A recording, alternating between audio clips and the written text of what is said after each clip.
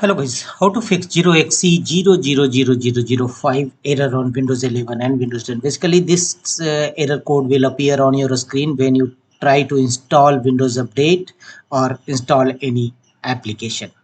And to resolve this error code, the first workaround is go to Windows Settings by pressing Win plus I shortcut key and click on Windows Update from the left side, and thereafter click on check for updates. If you found any update available, then simply download and install it. Sometimes outdated update may be a cause of this error. Thereafter go to advanced options and here choose optional updates, and if any optional updates means driver updates available, simply download that and check whether your error code resolved or not. If not, go to the next fixes. The next one is launch run command box by press right click on a start menu and choose run command, and in run command windows type sysdm.cpl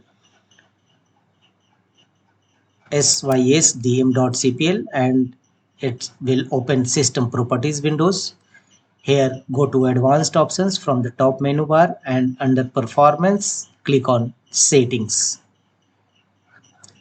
A new window will open, performance options. Click on data execution prevention and here choose turn on DEP for all programs and services except those I select, and click on add to select files. Here choose .exe files and press apply and OK.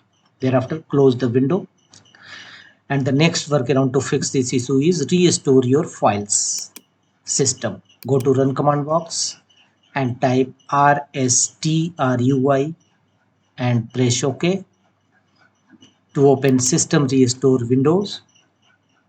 In system restore windows, restore system files and settings, choose next, and here choose a system restore point. You can also check show more restore points and select a restore points from where your system was working fine.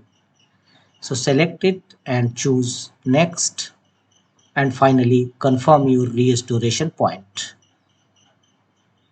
and click on finish. After that, restart your system. Your error will definitely be resolved. That's